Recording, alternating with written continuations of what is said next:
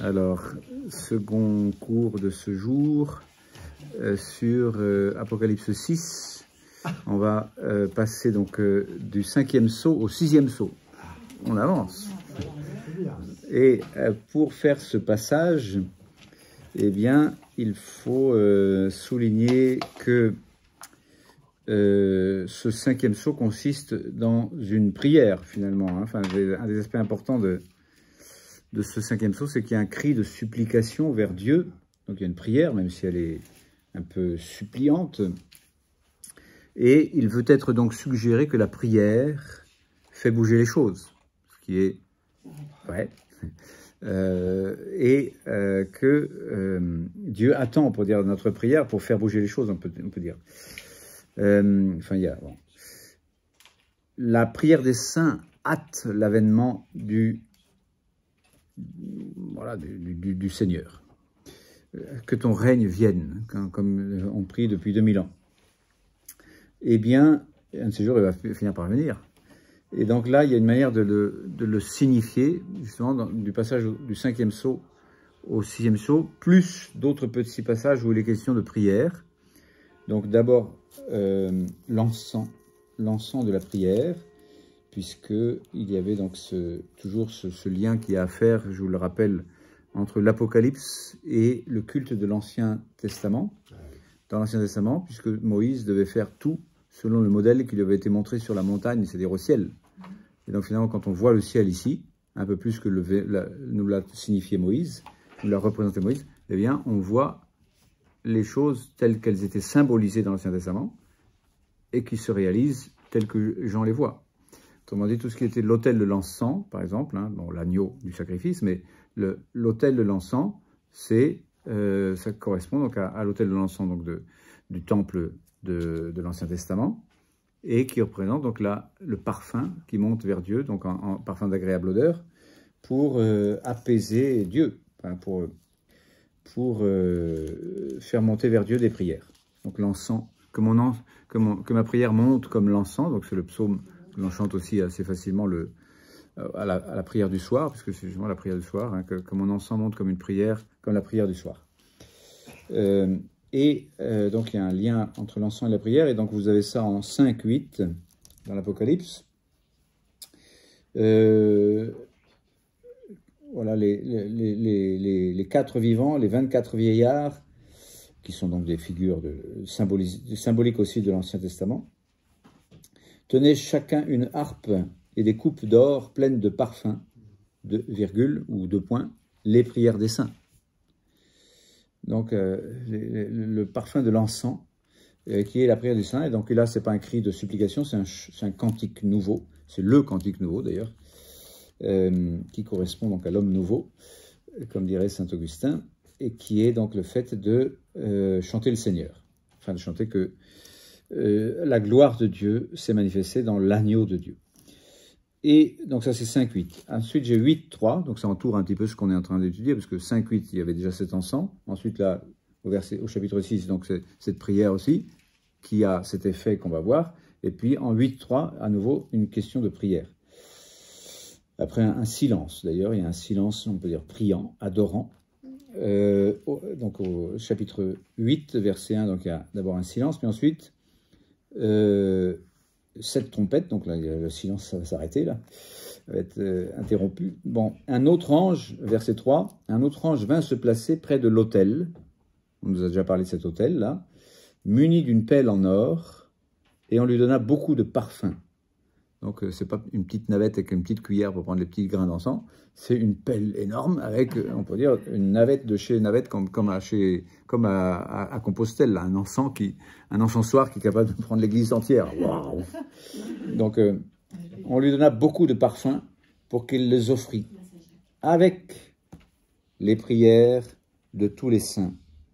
Et j'ai noté entre les lignes que ça peut aussi être une sorte de manière de dire par les prières de tous les saints sur l'autel d'or placé devant le trône. Donc, il y a toute cette dimension de prière symbolisée aussi donc par cet encens qui monte devant le Seigneur et qui est un peu suggéré, on pourrait dire ici, puisque ici, je veux dire, dans le fait que ce 5e sceau il était question aussi d'une prière, même si c'est une prière un peu inquiète et suppliante, qui quand même désire l'avènement de la justice, bon, de la rétribution de Dieu, même si c'est sous l'aspect d'une vengeance qui doit être donc comprise dans des termes non pas vindicatifs, mais dans un sens de dire Dieu de justice. D'ailleurs, on l'appelle ainsi, hein. On l'appelle saint et vrai, maître, c'est-à-dire souverain absolu, tout-puissant, saint et vrai. Donc, quand est-ce que va arriver ta sainteté, fais advenir ta sainteté et ta vérité. Et donc voilà, passons un peu sur l'aspect vindicatif et, on peut dire, contemplons davantage l'aspect, dire, avènement de la sainteté, de la vérité de Dieu, qui est donc aussi, donc, évidemment, le jour du jugement. Et c'est précisément ce dont il va être question après. Et en effet, donc, on va passer de la prière des saints, ou de cette supplication en disant « Mais que ton règne vienne, maître saint et vrai ». Jusqu'à quand vas-tu traîner à faire justice? Donc on avait cité ça longuement, hein, déjà la dernière fois. Donc après la prière des saints vient en quelque sorte la réalisation de leur prière, c'est-à-dire le 6e sceau, c'est-à-dire la venue du grand jour de Dieu. Comme il est dit ici, à la fin, au verset 17, là, « Car il est arrivé le grand jour, donc de sa colère, c'est-à-dire finalement de sa rétribution, au sens où il y en a qui, effectivement, vont la subir, et d'autres, au contraire, c'est une bonne nouvelle. On a vu ce mot « bonne nouvelle » au chapitre 10, verset 7, là. Pour les uns, c'est mauvaise nouvelle, pour les autres, c'est bonne nouvelle. Ça dépend de la façon dont vous-même vous situez, ou du côté de la vérité, ou du côté du mensonge. Et donc, voilà, je reprends donc ce raisonnement en commençant ce chapitre, enfin ce 6e sceau. Donc dans le chapitre 6, on est au verset 12 jusqu'au verset 17. Donc je vous avais déjà dit ça, que c'était une sorte de résumé ou de vision un peu anticipée de la fin du monde. Et du jugement dernier. Enfin, peut-être pas forcément dernier, mais du jugement de Dieu en tout cas. Donc voilà, le 5e sceau, c'est le gémissement des justes, c'est l'imploration des immolés au pied de l'autel, qui crient vengeance et qui appellent à la justice. Et il va donc y avoir l'exécution de cette justice, c'est-à-dire l'avènement du juste jugement de Dieu, une fin du monde, une première vision anticipée, on pourrait dire, de la fin du monde. Et donc, il y a une manière de mettre les deux sceaux en lien, le sceau de la prière et le sceau de la réponse, finalement, de Dieu. Même si il leur a déjà donné une réponse en disant « patience, patience ». Alors, on leur donna à chacun, en leur disant de patienter jusqu'à ce qu'il y ait un plérome, que jusqu'à ce que complet leurs compagnons de service et leurs frères, qui doivent être mis à mort comme eux. Donc, il doit y avoir un plérome de martyrs. Ouais. Ça est étonnant, mais... et donc, voilà, jusqu'à quand. Et finalement, je mets ça en lien aussi avec Matthieu 24, 22. Je vous ai déjà cité Matthieu 24 parce que c'est déjà un peu l'Apocalypse, là. On appelle ça l'Apocalypse synoptique, c'est-à-dire les trois évangélistes synoptiques, c'est-à-dire Matthieu, Marc et Luc, ont chacun un chapitre sur l'Apocalypse, donc de Jésus directement. Et là, je préfère me référer à Matthieu d'abord, qui dit, Matthieu 24, 22, « Et si ces jours-là n'avaient été abrégés, nul n'aurait eu la vie sauve, mais à cause des élus, ils seront abrégés ces jours-là. » Donc, jusqu'à quand, Seigneur, dit ce 5e sceau, eh bien, finalement, ça y est, ça vient. Patience, ça arrive, et puis finalement, ils vont être abrégés, ces jours de patience, là, pour faire advenir, finalement, cette réponse de Dieu qui est donc l'avènement de sa justice. Bonne nouvelle pour les uns, mauvaise nouvelle pour les autres. Et donc, tous ces chapitres, enfin tous ces versets, sont une sorte de première vision de la fin du monde avec toutes sortes de signes cosmiques et toutes sortes de réactions des gens. Et c'est assez bien structuré, on peut s'amuser à regarder un peu la structure de ces quelques versets. donc toujours voilà, à l'intérieur je vous avais déjà fait hein, la structure littéraire de l'Apocalypse, donc on est dans le 6e sceau, et donc à mettre dans la perspective des 7 sceaux et de celui qui ouvre les 7 sceaux, c'est toujours l'agneau, hein, celui qui a déployé, celui qui permet le déploiement par sa mort et sa résurrection, en tant qu'il a été égorgé et ressuscité, qu'il permet le déploiement du temps. Ça c'est au chapitre 5, on avait déjà expliqué ces choses-là. Donc cette partie sur le 6e sceau va, c'est logique, jusqu'à l'évocation du 7e sceau, qui advient en 8.1. Donc finalement, il ne faut pas regarder seulement 6, 12 à 17 et s'arrêter à là, mais mettre ensemble, hein, finalement en un diptyque, c'est-à-dire en deux volets. J'ai déjà mis en rapport 5 et 6 là, mais il faut aussi mettre en rapport finalement le 6e qui est en 2 volets. Et le 2e volet, c'est le chapitre 7. Le 6e sceau donc commence à la fin du chapitre 6, jusqu'au voilà, toute cette fin du monde là. Et puis, finalement, après quoi je vis 4 anges debout aux 4 coins de la terre, retenant les 4 vents avant qu'ils ne soufflent sur la terre, là. Et donc, il y a une vision donc, des 144 000, et puis finalement, une vision de la foule immense, innombrable, donc au contraire de, justement, nombrable, qui est une vision du ciel. Et par conséquent, donc, il n'y a pas seulement, en réponse à la prière des saints, un 6e sceau de jugement, mais un 6e sceau, oui, de jugement, au sens où il y en a qui vont être justiciés, comme on dit en italien, c'est-à-dire objet de la justice de Dieu, et puis il y en a d'autres qui vont être graciés, c'est-à-dire ceux qui sont les saints, quoi. C'est-à-dire la vision, pour dire, voilà, une vision un peu complète, à la fois de la fin du monde, pour ce qui est du monde qui ne va pas bien, et à la fois de l'éternité, pour ce qui est du monde qui va bien. Du ciel, quoi. Pas une vision de l'enfer et du ciel, mais une vision de la fin du monde et du ciel. C'est comme ça qu'on peut résumer ce fin du chapitre 6 et tout le chapitre 7. Donc, ce qu'on peut dire les eschatas, c'est-à-dire les choses dernières.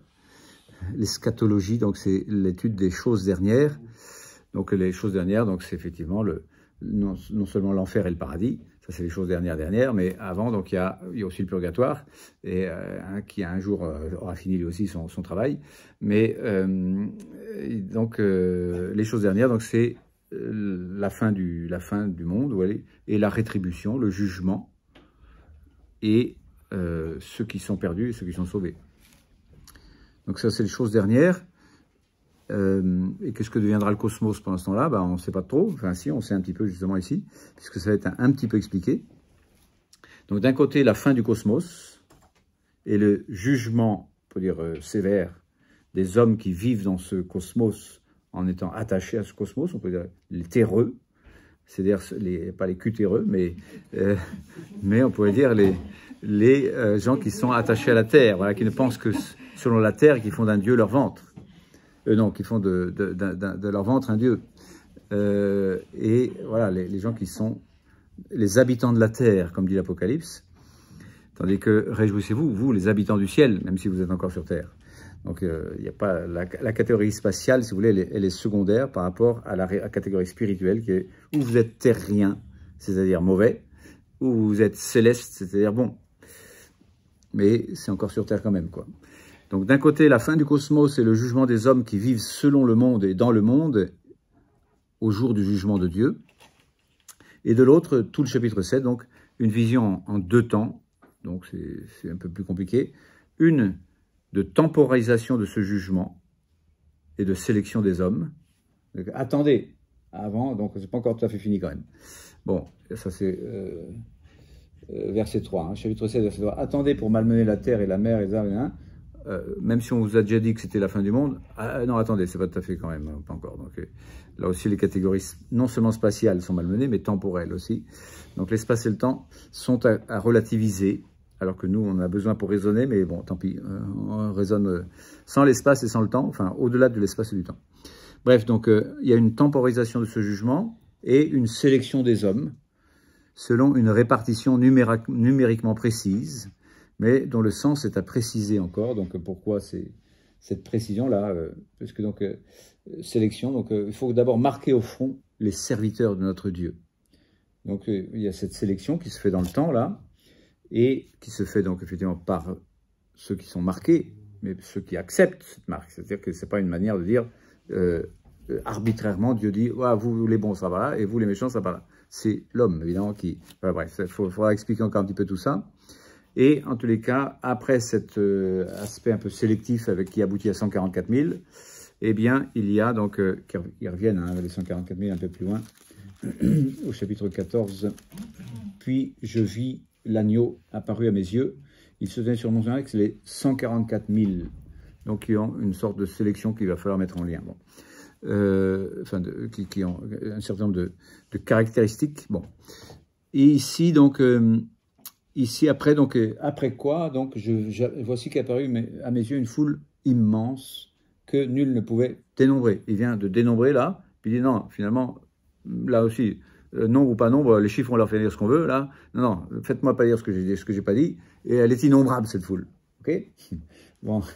Donc, je trafique avec le texte, mais donc nul ne pouvait le dénombrer. Donc il veut faire une opposition justement entre le fait qu'il a nombré, et là il dit non, c'est innombrable. Et donc je vous dis quoi là? Le triomphe des élus au ciel, voilà. C'est une vision du ciel cette fois-ci, avec le triomphe des élus au ciel, sachant que terre et ciel, donc les catégories un peu spatiales, sont bien relatives dans la perspective de l'Apocalypse, qu'il s'agit effectivement de la vision du ciel et de la vie éternelle et de la communion avec Jésus. Mais il se trouve que la communion avec Jésus, tu l'as fait ce matin. Donc le ciel est déjà sur terre, il est déjà dans ton cœur. Donc relativise, on peut dire, cet aspect de dire le ciel, ça sera pour plus tard. Non, c'est déjà maintenant. Tout ce que tu vois là au chapitre 7 de l'Apocalypse, tu peux te dire, c'est déjà maintenant que je le vis. Et d'ailleurs, j'aurai l'occasion de revenir, mais l'un des vieillards prit alors la parole et me dit, ces gens-là, c'est qui ça? Et d'où ils viennent? Et eh bien, ils viennent de la grande épreuve. Non pas, ils sont venus, mais ils viennent. C'est-à-dire, c'est au présent. Et le présent, souvent dans le grec, ça ne veut pas dire simplement un instant présent, ça veut dire une durée dans le présent. Ça ne veut pas dire que les... Bref, donc ici, donc, ils sont en train de venir de la grande épreuve et que c'est une durée. Donc, il y a à la fois la vision du ciel et à la fois c'est maintenant que ça se passe. Autrement dit, la vie éternelle est déjà commencée. Et ça, on le savait. Mais c'est une manière que le chapitre 7 a de le dire. Et à la fois, je vous décris le ciel, et à la fois, c'est ce que vous vivez dans la foi. Et tandis que les habitants de la terre, donc, sont ceux qui sont dans leur état de terrestre, et qui sont donc dans leur état plus animal que humain. Sont des zombies, quoi. Sans grâce ni vie. Et malheureusement, il y en a beaucoup. Les habitants de la Terre, c'est-à-dire qui sont que des terrestres, qui ne raisonnent qu'en terrestres, et qui sont même prêts à vous en faire une religion en plus. Bref.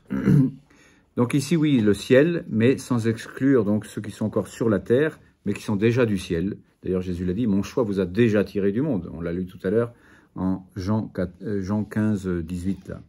Mon choix vous a déjà tiré du monde. Vous n'êtes plus de cette terre. Vous êtes déjà du ciel. Comment? Bah, dans le cœur de Jésus. Ah bah c'est un drôle d'espace. Bah oui, c'est le nouvel espace dans lequel vous êtes. Le cœur du Christ. Et il est grand.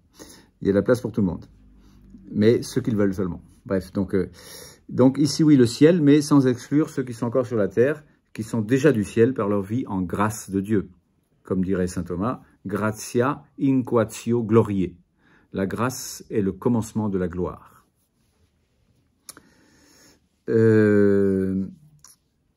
Bref, donc je reviens à 6, 12, 17, pour vous dire que c'est cette partie. Là, je l'ai mise un peu en perspective, hein, pour dire on est dans le 6e sceau, donc je ne peux pas ne pas tenir compte du fait qu'on est dans le 6e sceau, et que par conséquent, il faut que je contemple l'ensemble du 6e sceau. Donc à la fois ce jugement des hommes terrestres, et à la fois cette contemplation des hommes célestes, quoi, de ceux qui sont déjà, qui ont déjà été marqués du sceau, qui ont déjà été revêtus de leur robe baptismale, et qui chantent dans le ciel, dans la foi pour l'instant. Notre cité se trouve dans les cieux. Et nous sommes déjà assis à la droite de Dieu. Nous sommes déjà concitoyens des saints, nous dirait Saint Jean, Saint Paul. Bref, je reviendrai là-dessus. Parce que j'ai 25 citations à peu près qui redisent la même chose. Nous sommes déjà du ciel, quoi. Peut-être pas 25, mais il se trouve que dans le Nouveau Testament, c'est dit très fréquemment. Alors, je reviens à donc 6, 12, 17 pour vous dire quoi? Qu'il y a 3 parties là-dedans. Pour cela, je vais citer un peu mes sources quand même une fois de temps en temps. Je me suis servi de ce livre qui s'appelle Ugo Vanni. C'est un Italo-argentin, comme François, mais il est déjà décédé, qui a été mon prof donc il y a 30 ans. Et finalement, donc, grâce à un de ses élèves, il a pu publier son commentaire sur la Bible, sur l'Apocalypse. Et donc, il y a toute une mine de renseignements, donc très attentifs au plan littéraire. Donc, on ne fait pas dire au texte ce qu'il ne dit pas, on est vraiment attentif au texte. Mais, donc, c'est qu'en italien. Et peut-être en espagnol aussi, parce qu'il était italo-argentin, je ne sais pas. En tous les cas, pas en français.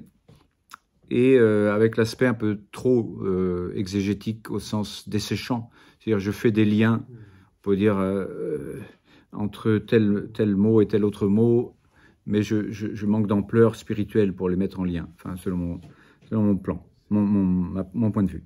En tous les cas, c'est quand même une mine de renseignements pour être attentif au texte de l'Apocalypse, parce que souvent, on a tendance à lui faire dire n'importe quoi au texte de l'Apocalypse. Commençons par faire attention au texte et à ne pas lui faire dire ce qu'il ne dit pas. Donc pour ça, c'est très précieux.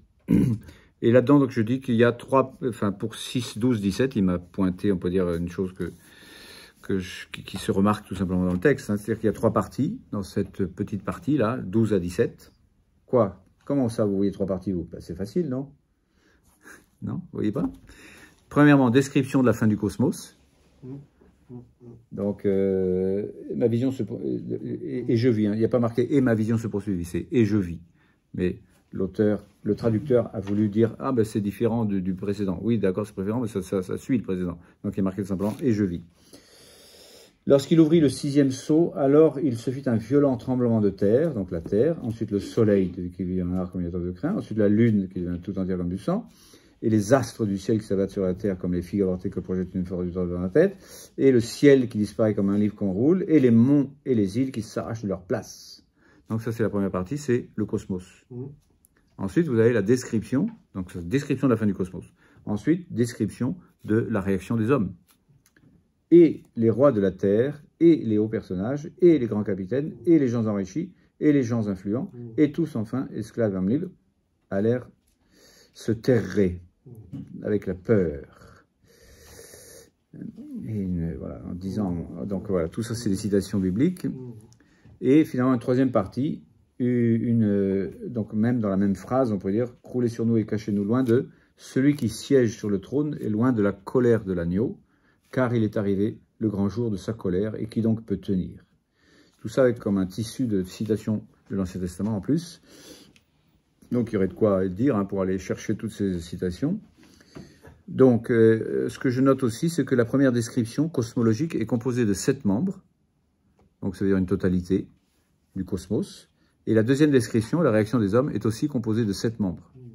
Ça, c'est pas un hasard, évidemment, surtout dans l'auteur de l'Apocalypse, enfin voilà, dans tous les cas, dans la Bible en général, avec le chiffre 7 qui signifie toujours le chiffre à la fois sacré et à la fois de plénitude, à la fois de totalité, quoi. Et on peut dire que ça se termine sur le jugement, mais sans 7 membres cette fois-ci, sans nous dire 7 membres, mais simplement pour nous l'évoquer, pour dire il est arrivé le jour du jugement, puis on en parlera dans la suite, quoi. Parce qu'il se trouve qu'on n'a pas fini d'en parler. Ni de la fin du monde d'ailleurs, ni de la réaction des hommes. Mais voilà, c'est pour dire, je vous la résume, quoi. Je vous la fais brève, comme on dit maintenant.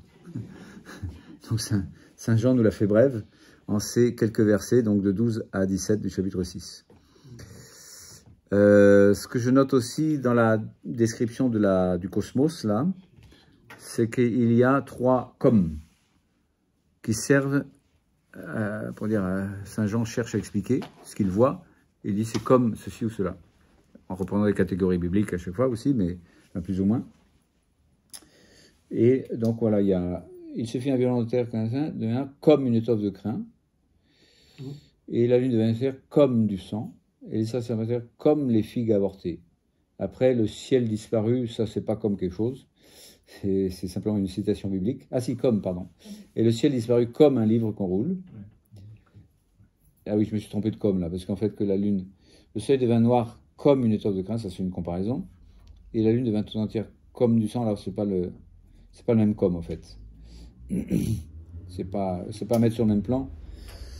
Enfin, je sais pas aussi, pourquoi pas, après tout. Pourquoi pas le mettre aussi, enfin, sur le plan, en tous les cas, des petites particules, je veux dire comme, je pense que c'est la même. Et donc, voilà, en tous les cas, vous notez celui du verset 13, comme, et puis verset 14 aussi, comme. 6, 12 à 17. Donc, oui, à chaque fois, c'est le même comme, donc il n'y a pas de raison de ne pas les mettre sur le même plan. Os. Voilà, donc c'est ce que je voulais souligner. On peut dire simplement faisant attention au texte, hein, puisqu'on a un texte aussi, on ne lui fait pas dire ce qu'on veut, et n'importe quoi. Tout à l'heure, je suis allé anticiper sur des choses qu'il faut vraiment prouver que c'est dans le texte, enfin, qu'on peut le tirer du texte, quoi. Donc c'est comme qui servent donc à exprimer effectivement une description, mais évidemment c'est comme, c'est-à-dire c'est approximatif, c'est-à-dire c'est une description qui reste difficile à décrire. Donc pour essayer de nous exprimer sa vision, on peut dire, de la fin du monde. En Apocalypse, on y reviendra sur cette fin du monde, puisqu'il en parle à plusieurs endroits aussi, hein, et en particulier la fin de Babylone, on peut dire la fin d'un monde, la fin de ce monde, on peut dire matérialiste, apostat et qui refuse Dieu, quoi. 16, 18, 20, ça ne veut pas dire forcément toujours la fin cosmique, c'est-à-dire la fin matérielle. 16, 18, 20. 16, 18, 20, ça dit quoi? Ça dit un peu la même chose. Violent tremblement de terre, un tremblement de terre qui n'y a jamais eu de tel aussi violent. La grande cité se scinde en 3 parties, donc c'est pas seulement matériel, là aussi c'est la Babylone, si vous voulez. Et les cités des nations croulèrent, et Babylone la grande, Dieu s'en souvint, pour lui donner la coupe où bouillonne le vin de sa colère. Alors toutes les îles prirent la fuite, et les montagnes disparurent, et des grêlons énormes s'abattirent sur les hommes.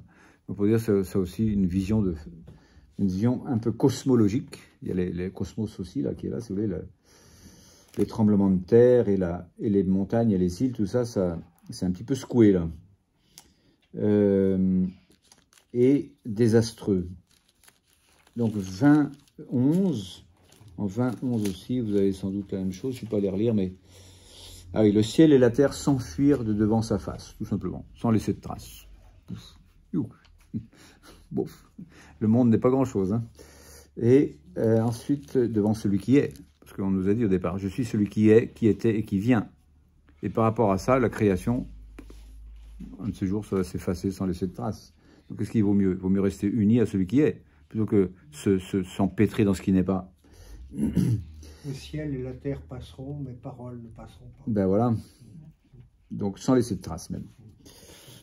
Et 21, 11... 21, pardon, 1, pas 11, 1. Puis je vis un ciel nouveau et une terre nouvelle, car le premier ciel et la première terre ont disparu, et de mer, il n'y en a plus. Parce que c'est la mer qui prend, là. Mais voilà, donc pour dire, à chaque fois, c'est une manière d'exprimer la fin du monde, la fin du cosmos, mais à la fois, c'est pas forcément que spatial, et à la fois, c'est pas que tout d'un coup, quoi. Donc, faut faire attention de dire que c'est pas purement ni spatial ni temporel. Bon, alors pourquoi tu me le dis alors? Bah, parce que ça exprime quelque chose quand même, c'est-à-dire qu'un de ces jours, il y aura quand même la fin du monde, et que ça correspond effectivement à ceux qui sont de ce monde, et qui vont finir avec ce monde, quoi. Donc, ici, on a ce qu'on appelle un peu techniquement une prolepse. Une prolepse, c'est-à-dire une anticipation. C'est-à-dire qu'il y a une anticipation de ce qui va continuer d'être décrit dans le reste de l'Apocalypse. Pour ce qui est donc de l'aspect vétérotestamentaire, donc ça veut dire de l'Ancien Testament, donc ce n'est qu'un tissu, on peut dire, de citations de l'Ancien Testament, ou presque, donc on peut y passer beaucoup de temps. Je ne vais pas m'y arrêter trop, mais quand même lire quelques descriptions, on peut dire, de la fin du monde dans l'Ancien Testament déjà. On peut dire que ça correspond pas mal, et du coup ça nous permet d'avoir des clés de lecture pour savoir ce qu'il veut dire ici. Voilà, enfin, on va essayer de voir ça rapidement. Enfin, rapidement. Prenons le temps qu'il faut.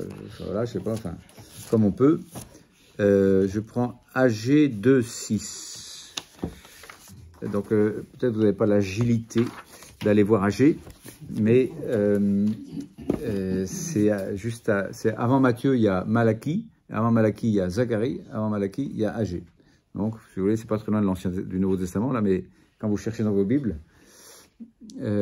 c'est un petit peu avant la fin de l'Ancien Testament, on peut dire dans l'ordre, en tous les cas, classique de catholique, de la Bible catholique, quoi. Il y a différents ordres qui ont été mis différemment, même chez les catholiques d'ailleurs. Peu importe. Donc AG 2.6, ça nous dit quoi AG 2.6? Car ainsi parle Yahvé Tsebaoth, c'est le Dieu des armées, c'est-à-dire ça fait référence aussi à celui qui gouverne le monde.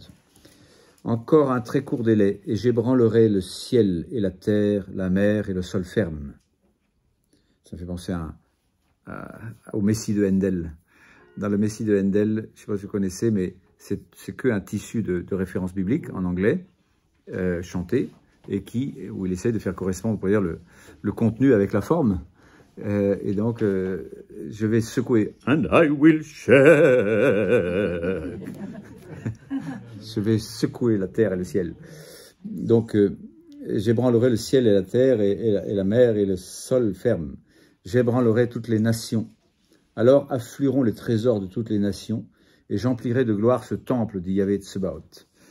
Donc tout est à moi, voilà, et donc ce monde, je vais le secouer. Donc là, c'est pas au sens, je vais le secouer pour qu'il en meure, mais finalement pour que le bien des nations arrive à Jérusalem. Et ça correspond à l'Apocalypse, mais pas à ce que je suis en train de vous dire, mais à la fin de l'Apocalypse, puisque à la fin de l'Apocalypse, il est dit que rien... non, où est-ce que c'est marqué? Ah oui, ses portes resteront ouvertes tout le jour, il n'y aura pas de nuit, et l'on viendra lui porter les trésors et le faste des nations. Donc c'est en Jérusalem éternel, on pourrait dire, il y aura tout le trésor des nations. Donc là, il dit, quand je vais secouer tout ça, c'est finalement pour établir enfin voilà, mystérieusement, que tout le trésor du monde arrive à Jérusalem. Isaïe, donc pour dire, dans les ébranlements cosmiques ici, là, il y a un aspect positif, là. Isaïe 13, 9 à 13, il faut savoir que dans l'Ancien Testament, il y a aussi donc ce qu'on appelle des apocalypses, c'est-à-dire en soi, apocalypse, c'est-à-dire des révélations. Donc toute la Bible est révélation. Mais il se trouve qu'il y a des révélations auxquelles on ne peut pas donner de sens historique, si ce n'est un sens plutôt tourné vers la fin de ce monde, quoi, vers la fin des choses. Donc, dans ce sens-là, on l'appelle Apocalypse, alors qu'on devrait dire autrement, mais tant pis. 13, 9 à 13.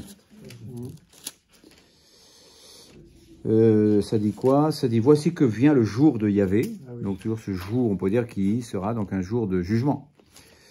Implacable, l'emportement et l'ardente colère pour réduire...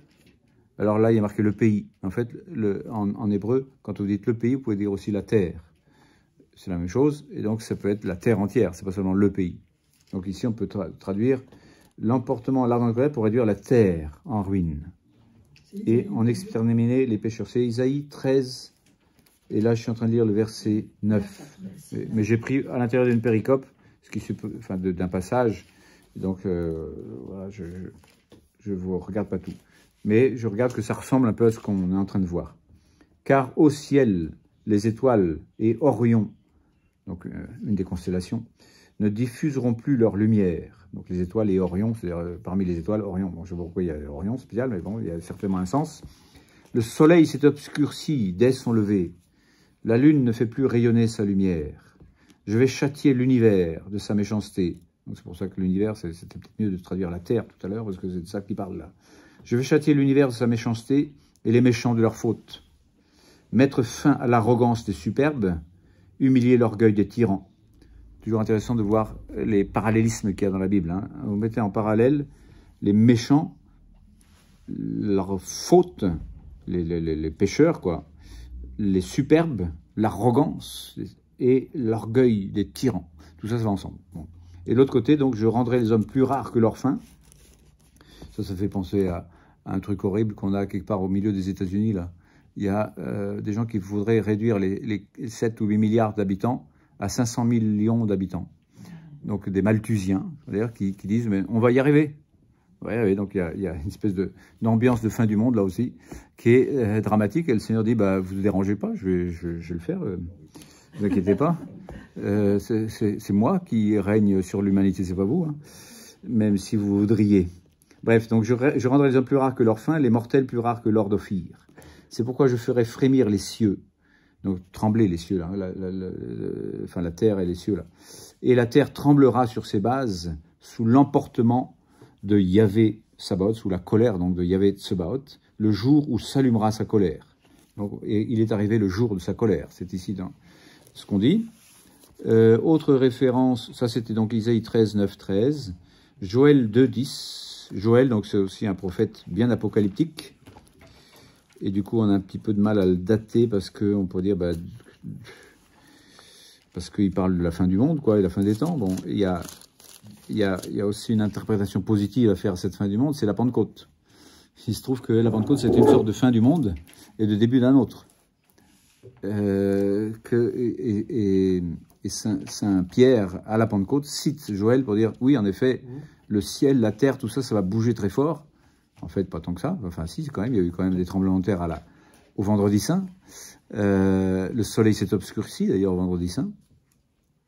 Et la Lune, je ne sais pas ce qu'elle est devenue, mais en tous les cas, le soleil s'est obscurci et la terre a tremblé. Donc, les signes cosmiques.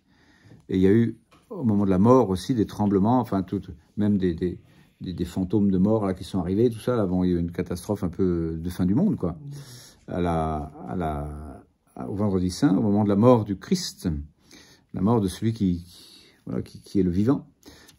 Et quoi d'autre? Oui, au moment de la résurrection aussi, tremblement de terre. Et puis, enfin voilà, des signes cosmiques, il y en a eu là aussi, pour dire, finalement, certains signes cosmiques, donc à la Pentecôte, l'Esprit Saint qui descend là, se sont déjà réalisés. Donc quand on parle de signes cosmiques et de fin du monde, etc., on peut se référer aussi au mystère de Pâques, toujours, enfin au mystère de la mort et de la résurrection de Jésus. Et que c'est là que se fait le clivage entre ceux qui veulent de Dieu et ceux qui ne veulent pas de Dieu. Ceux qui veulent de Dieu sont ceux qui restent fidèles au pied de la croix, quoi. Et c'est là qu'il est vainqueur, même s'il a l'air vaincu. Donc 2.10, je vous disais 2.10, Joël 2.10, ça dit quoi? Ah oui, devant lui la terre frémit, donc le même tremblement de terre, si vous voulez. Les cieux, non seulement la terre, mais aussi les cieux tremblent. Le soleil et la lune s'assombrissent. Les étoiles perdent leur éclat. Donc on a un peu le même tableau qu'ici, là, qu'en Apocalypse 6, 12 à 17, enfin 12, 13, là.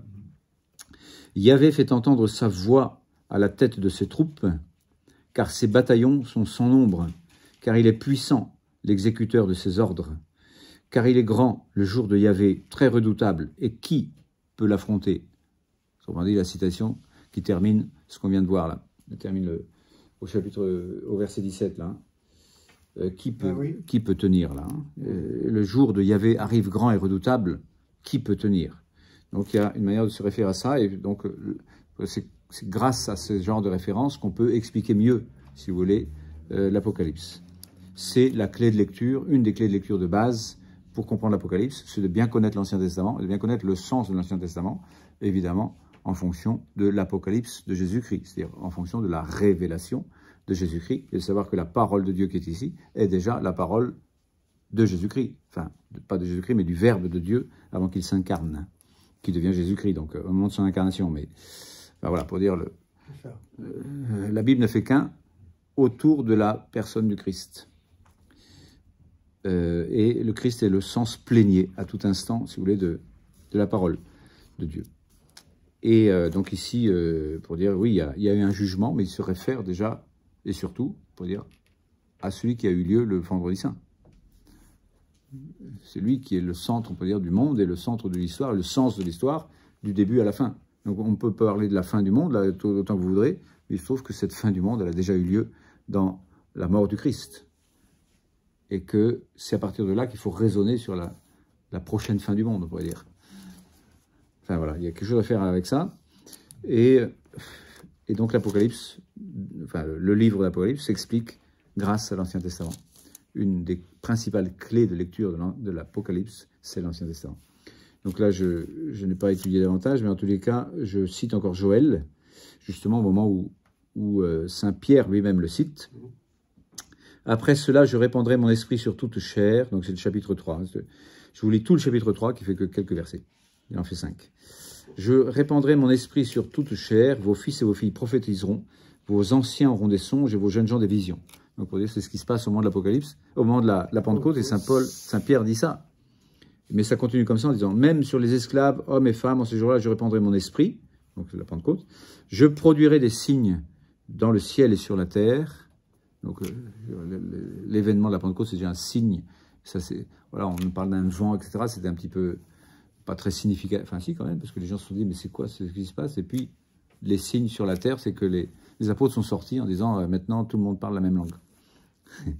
Enfin, on les comprenait. Babel était dépassé. Donc je produirai des signes dans le ciel et sur la terre, sang, feu, colonne de fumée, colonne de nuée, c'est-à-dire Exode aussi. Le soleil se changera en ténèbres, la lune en sang, avant que ne vienne le jour de Yahvé grand et redoutable. Est-ce qu'on parle de la Pentecôte encore là? Peut-être pas, non. Mais c'est lié quand même. Tous ceux qui invoqueront le nom de Yahvé seront sauvés, car sur le mont Sion, il y aura des rescapés, comme l'a dit Yahvé, et à Jérusalem des survivants, que Yahvé appelle. Là, on a parlé des appelés, des choisis, des fidèles. Voilà, des survivants à Jérusalem. Ceux qui ont gardé la foi. Donc ça, c'est 3-4, hein, surtout. Donc le soleil se change en ténèbres, la lune en sang, et vient le jour de Yahvé grand et redoutable.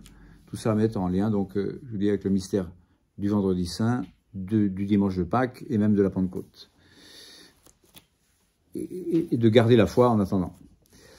4-15, le soleil et la lune s'assombrissent, les étoiles perdent leur éclat. Yahvé rugit de Sion. De Jérusalem, il fait entendre sa voix.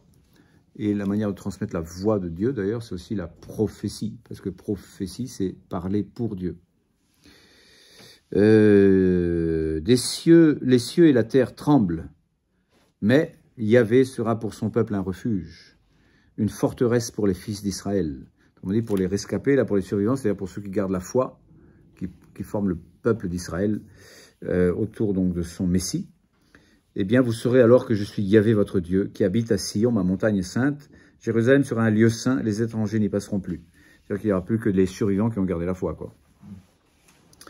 Et donc, pour vous dire, voilà, il y aura effectivement un jugement où il n'y aura plus les habitants de la terre, là, mais il n'y aura plus que les habitants du ciel.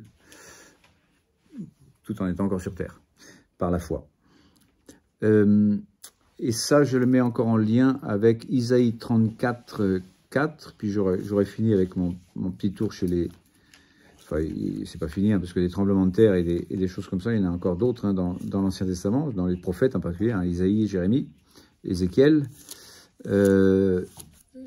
Et puis, Isaïe 34, 4. Isaïe 34, 4. 34, 4. Si je regarde un peu plus avant, je crois que dans la... Ils ont noté ça. Ah oui, non, c'est pas tout à fait... Ah oui, c'est ça. Quand on voit, enfin, en tous les cas, selon la présentation de la BJ de la Bible de Jérusalem, quand on regarde Isaïe, ils ont mis un titre, à un moment donné, au chapitre 24, ils ont mis Apocalypse. Vous pouvez regarder ça, au chapitre 24 d'Isaïe. Vous avez comme titre Apocalypse. Ils mettent en dessous les chapitres 24-27. Voilà, peu importe ce qu'ils disent ici, mais en tous les cas, vise donc un jugement final, qu'on peut donc appeler une apocalypse, au sens qui n'est pas étymologique, mais tant pis.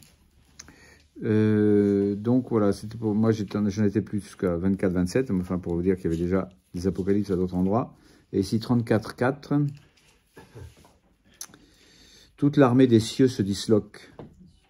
Les cieux s'enroulent comme un livre. Donc ça, c'est ce qu'on vient de voir aussi.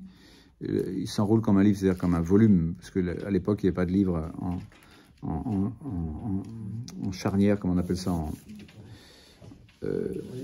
en reliure. Il y a donc des rouleaux.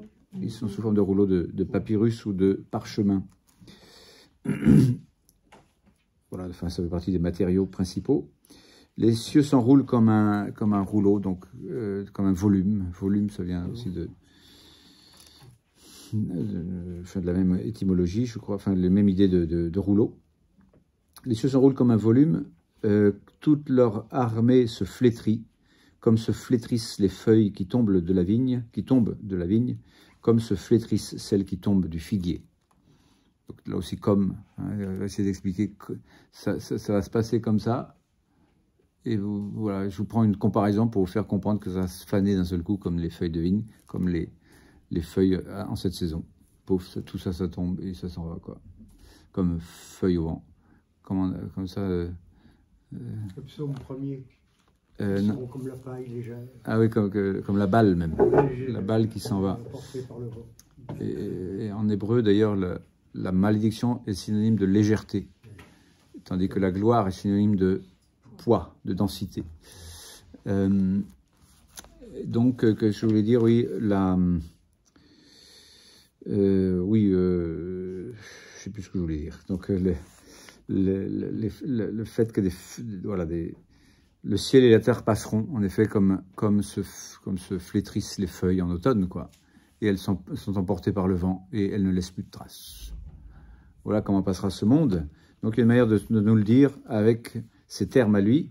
Enfin, il remodèle, on peut dire. Saint Jean a cette capacité à la fois d'utiliser tous les termes de l'Ancien Testament et de les revoir à sa façon, et de les agencer, de les remodeler, bien sûr pour les relativiser à Jésus-Christ et à son jugement, puisqu'il est question de l'agneau et de son jugement.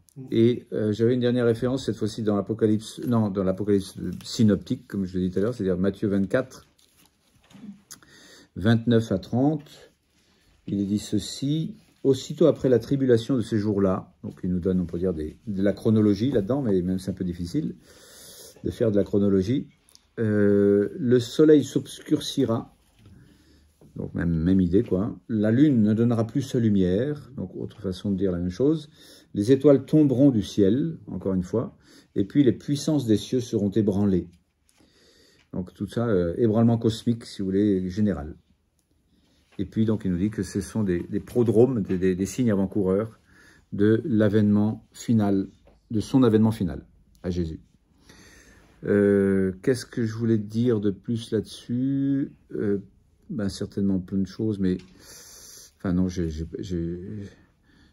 passe, on pourrait dire, à ma deuxième partie, c'est-à-dire la réaction des hommes. On sait un petit peu quand même, on va passer son temps dans les apocalypses au sens générique, c'est-à-dire souvent quand on dit apocalypse, ça veut dire ébranlement cosmique.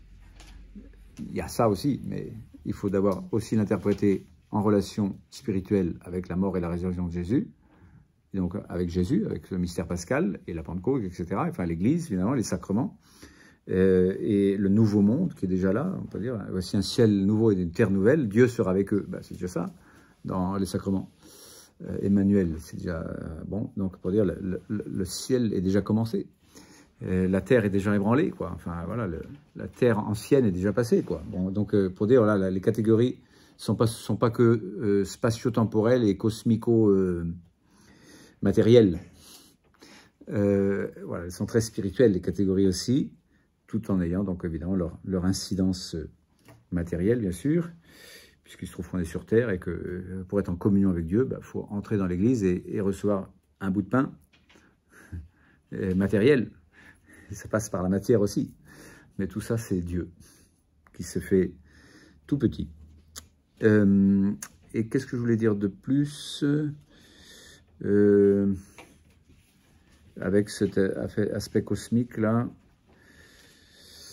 Bref, j'ai peut-être déjà dit, sans doute. Oui, en fait, c'est parce que je me référais donc à ce que Jésus dit. Ah oui, c'est parce que quand Jésus parle de cet aspect cosmique, on peut aussi le transposer. Mais là, c'est une transposition, c'est une explication qui peut être valable. Donc, je vous ai dit, une des explications qui est certainement valable, c'est de se référer à Jésus dans sa propre mort et résurrection. Or, son mystère pascal, c'est ce dont on vit aussi toujours. C'est-à-dire que, finalement, cette relation entre le cosmos et Jésus, quoi. Et d'ailleurs, il y en aura qui vous diront que l'Eucharistie est une manière de résumer le cosmos. Qu'une messe, c'est une manière de... Enfin, il y a des méditations, ou même on peut dire une vision, on peut dire, aiguisée, une intelligence des choses, avec l'esprit d'intelligence. L'intelligence est un don de l'Esprit Saint. Intelligence, c'est-à-dire lire à travers les réalités, lire intus à l'intérieur, donc intus legere, lire à l'intérieur, et ainsi donc voir que effectivement l'Eucharistie résume le cosmos. Donc ça c'est, je vais pas trop m'étendre là-dessus, mais quand même, quand je vois ici que le soleil s'obscurcira, ça peut être aussi donc Jésus qui s'obscurcit, c'est-à-dire parce que Jésus c'est le soleil. Je suis la lumière du monde. Facile on peut dire transposer soleil et Jésus. Ensuite, vous pouvez transposer lune et Marie, parce qu'elle est le reflet du soleil. Elle est pleine de grâce par reflet, et non pas par sa propre personne, mais elle reflète le soleil quand même. Elle est revêtue du soleil, hein, en Apocalypse 12. Et ici, donc, la lune ne donnera plus sa lumière, c'est-à-dire qu'il n'y aura plus ni Jésus ni Marie, et puis les étoiles tomberont du ciel, et les puissances des cieux seront ébranlées. On peut transposer ça au sens, justement, sacramentalo-spirituel, au sens spirituel et sacramentel, c'est-à-dire, voilà, et de l'ordre de la foi, c'est-à-dire qu'il n'y aura plus ni la foi en Jésus, ni le secours de Marie, ni le secours des saints, ni, je ne sais plus quoi encore, voilà, voilà, bref, donc il y a une manière de dire, la fin du monde, c'est la fin de la foi, quoi. Et ça va ensemble, d'ailleurs, selon moi, puisque je suis l'alpha et l'oméga, mais si je ne suis pas au milieu de cet alpha et l'oméga, il n'y a plus d'alpha ni d'oméga, c'est-à-dire il n'y a plus de sens à rien. Quand le Fils de l'homme viendra, trouvera-t-il la foi sur la terre? Bonne question. Et où est la bonne réponse? Et la bonne réponse, ce sera de continuer de la garder. Et ceci donc, heureux celui qui persévérera jusqu'à la fin. Donc, mais celui qui tiendra bon jusqu'au bout, quelle que soit la persécution, même quand elle est devenue subtile, eh bien, celui-là sera sauvé. Alors, je voulais donc passer donc à la deuxième partie quand même de ce bout du chapitre 6, là. Qu'est-ce qu'on avance? Incroyable, dites donc. On est quand même déjà au verset 15. Et les rois de la terre, et les hauts personnages, et les grands capitaines, et les gens enrichis, donc il y a quand même une manière de les connoter d'une manière négative, hein. Et les gens influents, enfin les puissants, quoi, les grands de la terre, hein, ceux que, dans un pilier de bar, on appellera ils nous emmerdent. C'est ce qu'on dit dans les piliers de bar, quoi, hein. Voilà, nous gouvernent, le il très générique, quoi, hein, les puissants, les influents, les dominateurs de ce monde. Mais il n'y a pas que eux, puisqu'il y a aussi tous ceux qui sont dans les piliers de bar, c'est-à-dire tous ceux qui sont esclaves ou libres, hein, et tous enfin, donc pas seulement donc les décideurs, comme on dit maintenant, hein, mais aussi donc, enfin, ça ne veut pas dire qu'être décideur c'est être méchant, mais ça veut dire qu'effectivement on peut décider à l'intérieur d'une Babylone, si vous voulez, corrompue, et finalement contribuer à faire partie des corrompus. Et les gens, et tous enfin esclaves ou libres, allèrent se terrer dans les cavernes et parmi les rochers des montagnes. Là aussi, donc, ce sont des citations bibliques. Disant aux montagnes et aux rochers, croulez sur nous et cachez-nous, loin de celui qui siège sur le trône et loin de la colère de l'agneau, car il est arrivé le grand jour de sa colère, et qui donc peut tenir. Qu'est-ce que je voulais vous dire par là-dessus? Il y a comme un contraste entre ceux qui sont ou qui seront dans la gloire, qu'on a déjà vu au cinquième sceau, et qu'on va voir dans la deuxième partie du sixième sceau, c'est-à-dire ceux qui sont dans la gloire, ceux qui ont été égorgés, donc, et qui sont donc au ciel, là, ou autour de l'autel, les âmes de ceux qui, ou à la place de l'autel même, les âmes de ceux qui furent égorgés pour la parole de Dieu et le témoignage de l'un, ils sont au ciel, ils ont une robe blanche, etc. Et puis on retrouve les mêmes avec une robe blanche aussi, au chapitre 7. Il se trouve qu'il y a comme un contraste entre ceux qui sont déjà dans la gloire, ou qui vont l'être, on peut dire, parce qu'ils sont restés constants dans le témoignage de Jésus, et ceux qui, au contraire, ont installé leur vie en fonction du seul horizon terrestre. Les gens influents de ce monde-là, avec ces 7 termes donc, qui énumèrent, on peut dire, l'ensemble de la société qui vit dans un athéisme soit théorique, mais en tous les cas pratique. Donc l'athéisme théorique, bon d'accord, mais l'athéisme pratique, c'est tout le monde, quoi, en gros. C'est-à-dire pratiquement, que Dieu existe ou que Dieu n'existe pas, moi, du moment que j'ai ma petite vie. Et donc, voilà, un athéisme pratique, quoi, hein, donc même des gens qui font quand même faire leur première communion à leurs enfants, qui vivent quand même dans un athéisme pratique. Donc il faut plus que, on peut dire, avoir l'air d'être religieux. De la religion, on peut dire, de mes pères, ça suffit pas d'être traditionnel. Dans la foi chrétienne, il faut toujours une relation personnelle, et pas seulement traditionnelle, avec Jésus. Bref, donc vivant dans l'ensemble de la société, là, voilà, eux donc vont devoir subir la colère de l'agneau.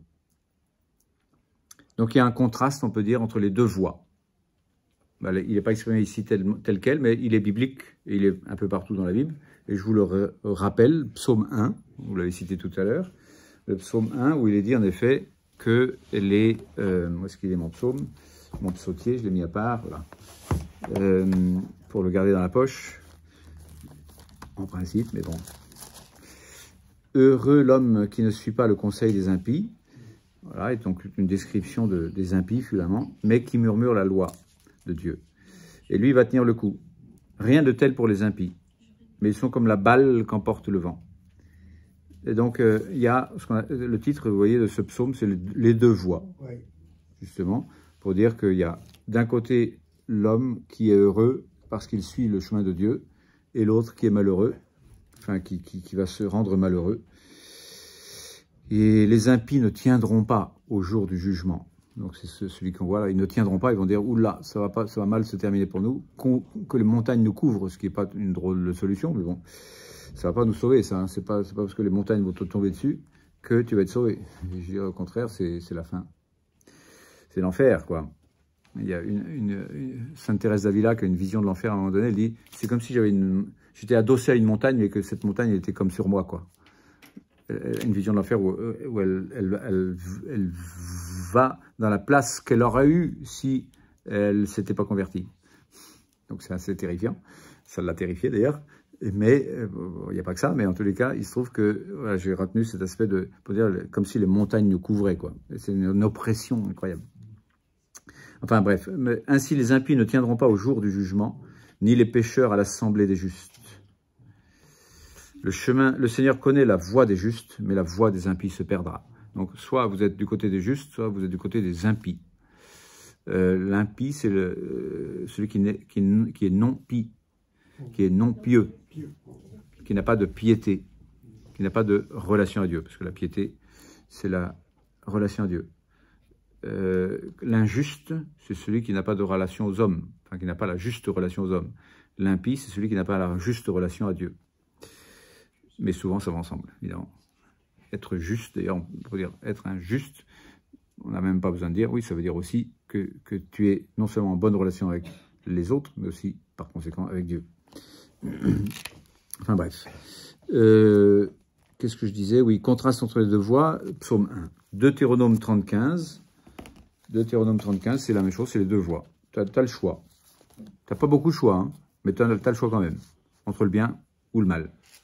Et tu ne peux pas dire avec Nietzsche, ah bah je vais aller par-delà le bien et le mal. Ben, dans ce cas-là, tu te fais avoir par Satan, qui te dit, mais non, le mal ça s'appelle bien, ou le bien s'appelle mal. Et tu ne peux pas en sortir. Ou tu es dans le mal, ou tu es dans le bien. Deutéronome 35. Deutéronome 35. Deutéronome 35. Deutéronome 35. Ça s'appelle justement les deux voies. Vois, je te propose aujourd'hui vie et bonheur, ou mort et malheur. Si tu écoutes les commandements de Yahvé ton Dieu, que je te prescris aujourd'hui, et que tu aimes Yahvé ton Dieu, que tu marches dans ses voies, que tu gardes ses commandements, ses lois et ses coutumes, tu vivras et tu multiplieras. Yahvé ton Dieu te bénira dans le pays où tu entres pour en prendre possession. Mais si ton cœur se détourne, si tu n'écoutes point, si tu te laisses entraîner à te prosterner devant d'autres dieux et à les servir, donc des idoles, l'idolâtrie de ton ventre, par exemple, ou l'idolâtrie donc des biens de ce monde, de Mammon, par exemple, hein, celui qui domine ce monde, là, terriblement. Si tu n'écoutes et tu laisses à d'autres dieux à les servir, donc à préférer, on peut dire, les biens de ce monde, ton plat de lentilles, au point de laisser tomber ton droit d'aînesse, autrement dit, de préférer un bien matériel à un bien spirituel. Ésaü, le chef des athées pratiques, le chef des... le chef des... pas seulement des poilus, mais le chef donc des athées pratiques, enfin le chef des matérialistes pour moi. Hein. Et donc celui qui, quand il revient pour demander la bénédiction, c'est trop tard. C'est le chapitre 12 de l'Épître aux Hébreux qui nous dit, voilà, quand il a voulu redemander cette bénédiction, c'était trop tard. Dieu avait donné sa bénédiction à celui qui avait préféré un bien spirituel à un bien matériel. Et Saint Louis-Marie Grignon de Montfort nous dira, grâce à sa maman, parce qu'il s'était confié à sa maman, donc grâce à Marie, vous allez y arriver à garder la primauté du spirituel sur le matériel. Bref, donc, je vous déclare aujourd'hui, si vous allez du mauvais côté, quoi, que vous périrez certainement et que vous ne vivrez pas de longs jours sur la terre où vous pénétrez pour en prendre possession en passant le Jourdain. Donc, bien sûr, terre promise, au sens, pour nous, pas seulement promise sur cette terre, mais promise au ciel, quoi. Je prends aujourd'hui à témoin contre vous le ciel et la terre. Je te propose la vie ou la mort, la bénédiction ou la malédiction. Choisis donc la vie, pour que toi et ta postérité vous viviez en aimant Yahvé ton Dieu, en écoutant sa voix, en t'attachant à lui, car il est là, car là est ta vie. Jésus a dit, je suis le chemin, la vérité et la vie. Ah ben, ça fait déjà 1 heure que je parle, dis donc. Et donc je vais m'arrêter là. Voilà. Donc je termine. Donc t'attachant à lui, car là est ta vie, ainsi que la longue durée de ton séjour sur la terre, que Yahvé a juré à tes pères, Abraham, Isaac et Jacob, de leur donner. Et vous avez encore Matthieu 7, 13 à 14. Jésus dit, il y a 2 voies possibles, ou une voie qui mène à la perdition, ou une voie qui mène au salut. Et la voie, donc Matthieu 7, 13 à 14. Donc pour vous dire, voilà, ici on a un petit peu ce diptyque là aussi entre ceux qui finalement sont les corrompus de la terre, et qui ont choisi la voie large qui mène à la perdition. Et ça va mal se terminer pour eux. Mais donc, suite au prochain numéro, puisqu'il est déjà midi. Et merci à vous. À bientôt.